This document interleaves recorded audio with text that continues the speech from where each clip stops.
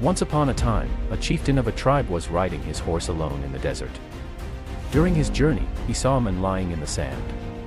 The chieftain stopped his horse, got down, and removed the sand from the man's body.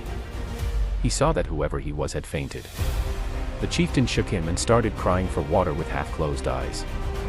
He said, "My throat and tongue are stiff with thirst, like a dried leather. If I don't drink water, I will die." The chieftain thought that the man, who looked completely strange and did not belong to any of the surrounding tribes, had been lying here helpless for an unknown period of time. He quickly took down the shagal hanging from the saddle and, by applying it to the stranger's lips, began to quench his thirst. The stranger drank water to his heart's content.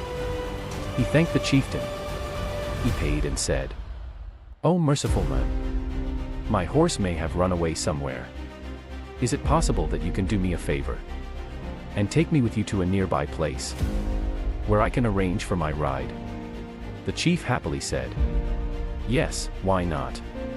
The chief mounted the horse and said to the stranger, "Come and sit behind me." The stranger barely got up from the ground and tried to mount the horse 2 or 3 times. But each time he kept falling due to exhaustion. He said to the chief, "This heartless desert has squeezed out all the strength of my body. Please, is it possible that you can dismount and help me mount the horse?" The chief happily got down and helped the stranger sit on the horse. As soon as the stranger mounted the horse, he kicked the chief in the stomach and drove the horse away. The chief shouted from behind. So the stranger stopped and said, "Perhaps you are feeling ashamed of how you were deceived by a stranger. Listen, I am a bandit, and begging for mercy from a robber is useless. So shouting will not help."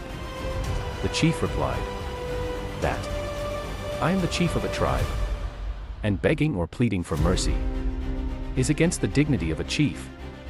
I only want to say that it is not a matter of my shame. But when you go to sell this horse in a market, people will definitely ask about this rare breed of horse.